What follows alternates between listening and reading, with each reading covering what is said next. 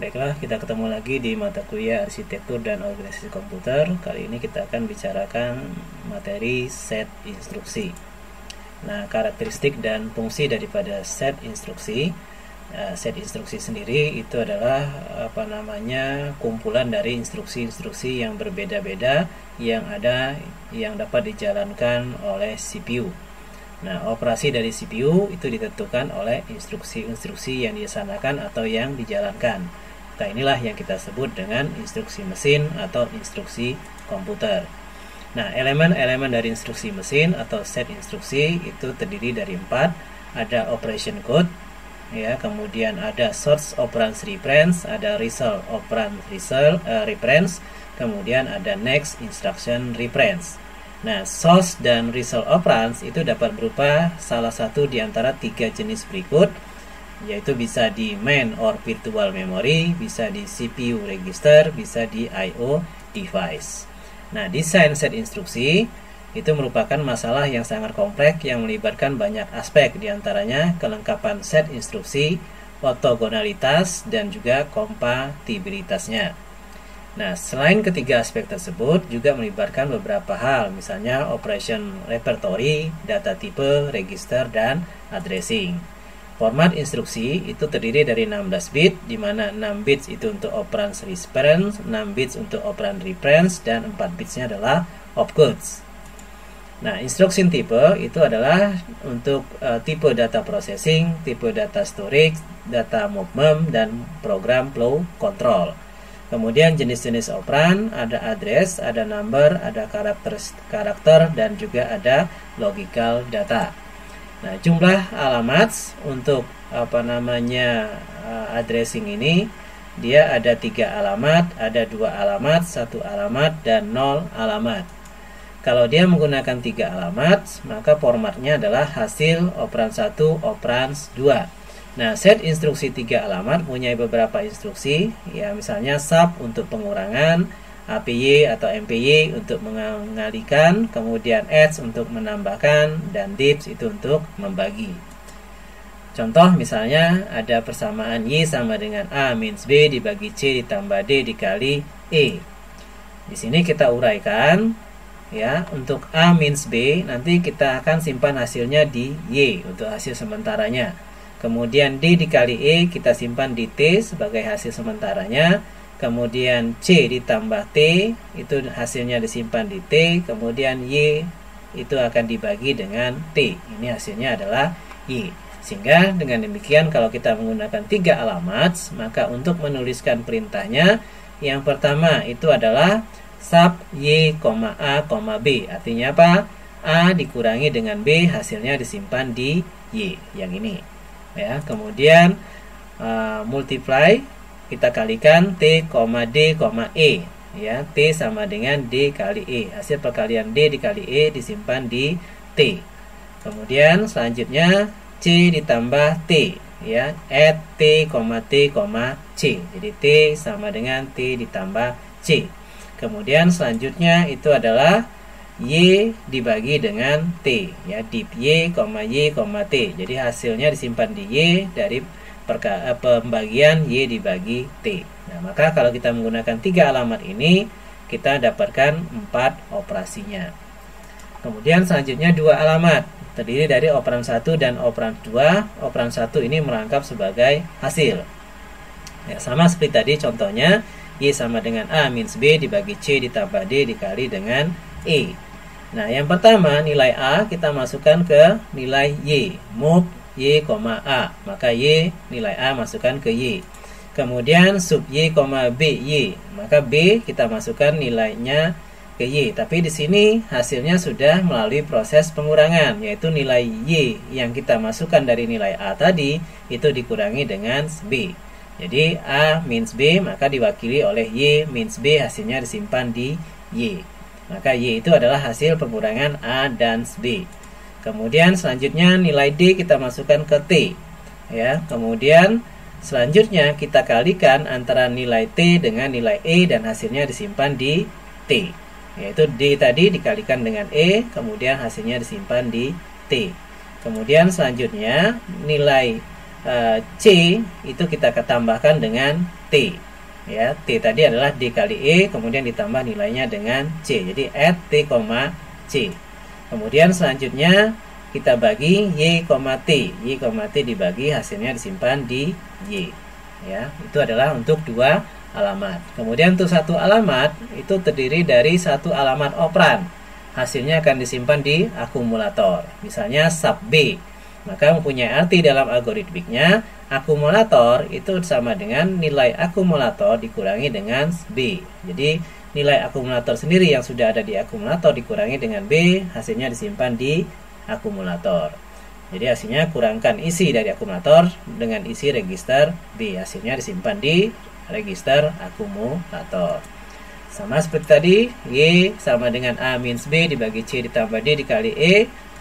Maka yang pertama itu adalah kita loads D. Jadi nilai D kita loads. Nah, artinya apa? Nilai D kita masukkan ke dalam akumulator.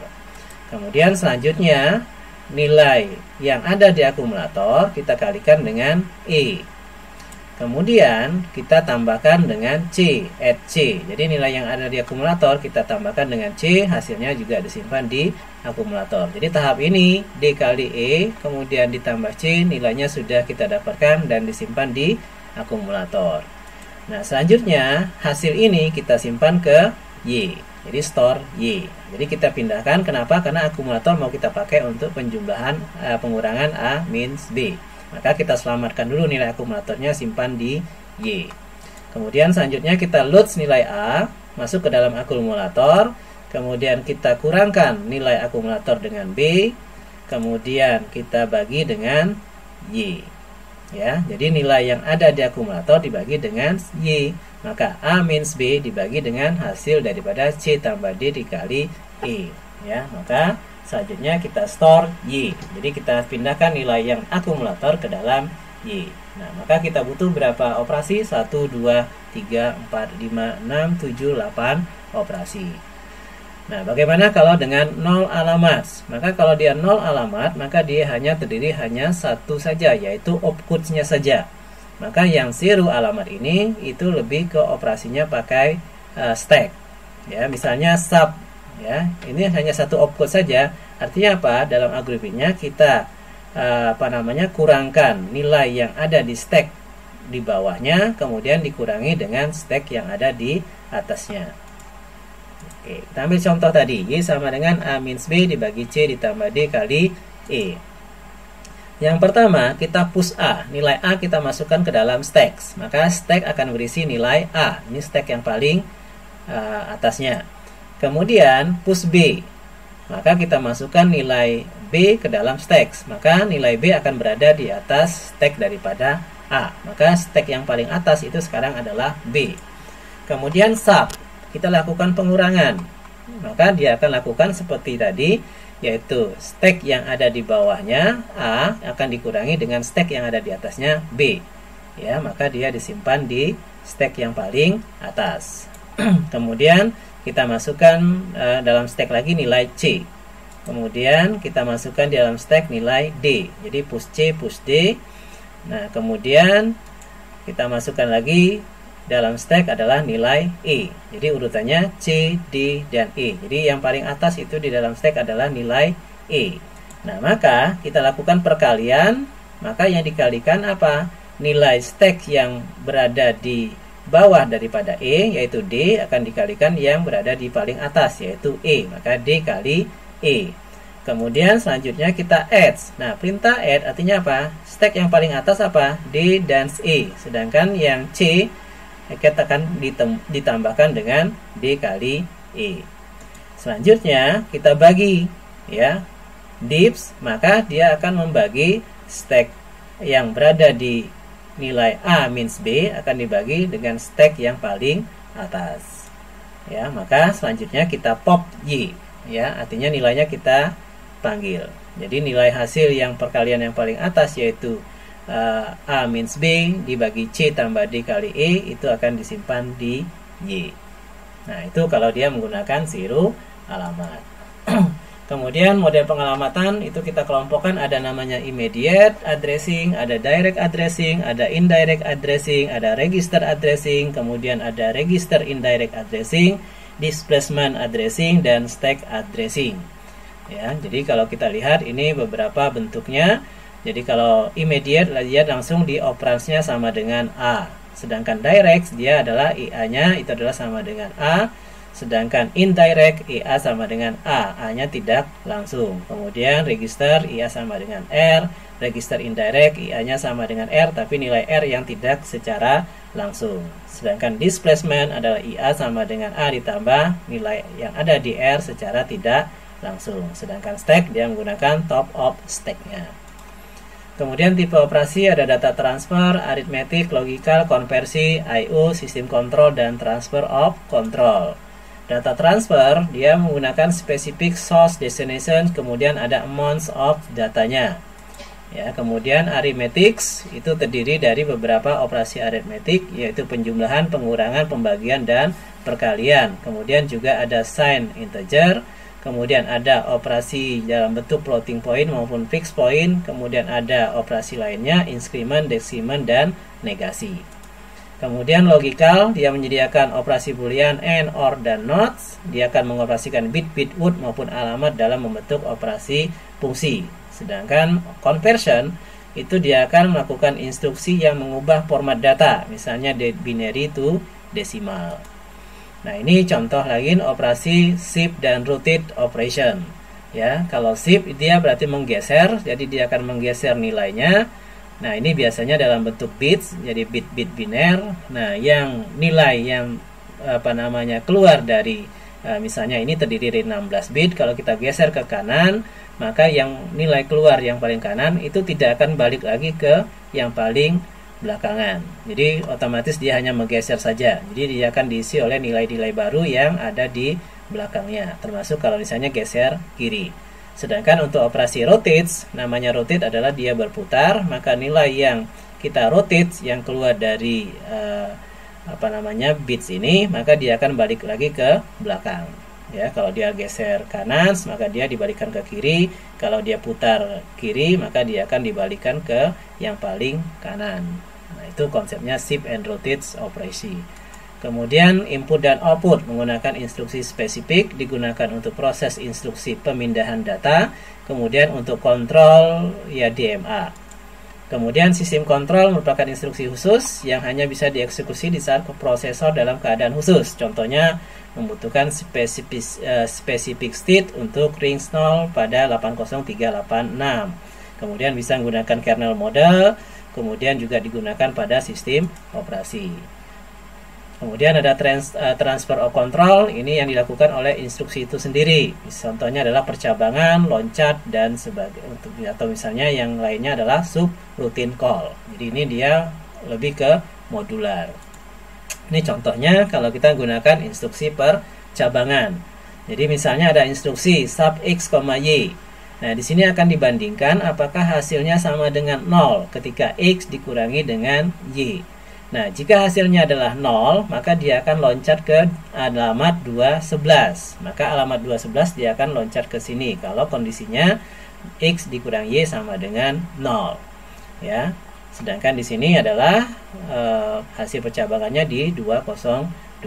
Jadi kalau ini misalnya kondisinya tidak terpenuhi. Nah, misalnya yang lain, misalnya kita lihat antara nilai R1 dan R2, apakah R1 dan R2 sama, ya. Dia akan branch equal. Jadi kalau dia sama, maka dia akan loncat ke 235. Jadi dia akan menuju ke address 235. Oke, subroutine call ini adalah modular yang merupakan bagian program komputer yang lebih besar, berguna jika potongan program akan digunakan berulang kali. Nah, mekanisme melibatkan dua instruksi besar, yaitu pemanggilan dan kembali. Ya, call instruction dan return instruction. Nah, ini kita ilustrasikan seperti ini. Misalnya seperti ini ada mains memory di alamat 4100, dia melakukan call ke prosedur 1. Maka dia akan menyimpan alamat setelah ini yaitu 4101 pada saat nanti dia returns. Maka pada saat dia call prosedur 1, maka dia akan menuju ke prosedur 1. Maka dijalankanlah di sini, misalnya di prosedur 1 ini dia mulai dari alamat 4500. Kemudian di prosedur 1 dia ketemu perintah call prosedur 2. Maka di alamat 4600 ini dia akan loncat ke prosedur 2. Nah, di prosedur 2 dia mulainya alamat dari 4800, kemudian dia jalankan prosedur 2 di sini ketemu perintah return. Nah, pada saat perintah returns, maka dia akan menuju kemana? Dia akan menuju ke perintah ke alamat setelah dia melakukan perintah call prosedur 2. Nah, tadi call prosedur 2-nya adalah 4600, maka dia ketika ketemu returns, maka dia ke 4601. Kemudian dia jalankan perintah lagi, ketemu lagi perintah call prosedur 2 pada alamat 4650. Maka dia menuju ke prosedur 2 lagi, kemudian ketemu returns, maka dia menuju ke alamat setelah call prosedur 2 tadi, yaitu 4651. Kemudian jalankan instruksi lagi, kemudian ada ketemu perintah returns. Nah, return di sini, returnnya siapa? Returnnya yang call prosedur 1 tadi. Ya, maka ketika dia ketemu return di sini, maka dia balik lagi ke main program dan dia akan menuju ke alamat setelah call prosedur 1 yaitu 4101.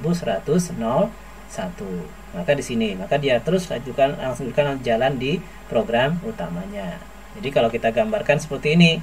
Jadi ketemu call prosedur 1, maka dia menuju ke prosedur 1. Di sini ada perintah call prosedur 2, dia loncat ke prosedur 2. Di prosedur 2 dijalankan perintah returns, maka returnsnya balik lagi ke setelah call prosedur 2. Kemudian jalankan lagi program, kemudian dia ketemu call prosedur 2, maka dia jalankan, kemudian ketemu returns, balik lagi ke call prosedur 2 yang kedua. Kemudian di sini dia ketemu returns, maka baru balik lagi ke main program. Nah, itu kalau kita ilustrasikan eksekusi tersarang dari kalau kita ada percabangan ke subrutin. Nah, ini contoh penggunaan daripada stack yang ada pada pengalamatan tadi. Jadi pada saat kita lakukan setelah kita lakukan call prosedur 1, maka dia akan menyimpan di stacknya itu alamat 4101. Kemudian ada call prosedur 2, maka dia ada menyimpan alamat 4601. Jadi setelah call prosedur 2. Kemudian ketika dia returns, maka dia returnnya ke alamat 4601. Kemudian ada call prosedur 2 lagi, maka dia masukkan alamat setelah call para prosedur 2 itu ke 4651. Kemudian setelah return, maka tersisa adalah alamat 4101. Maka ketemu return lagi, maka dia kembali ke program utama. Ini konsepnya. Jadi setiap kali mereka lakukan perintah call ke subrutin, maka address itu akan disimpan dalam stacks. Maka urutannya akan sesuai yang ada di dalam stack itu sendiri. Oke, itu kira-kira yang bisa saya jelaskan terkait dengan set instruksi.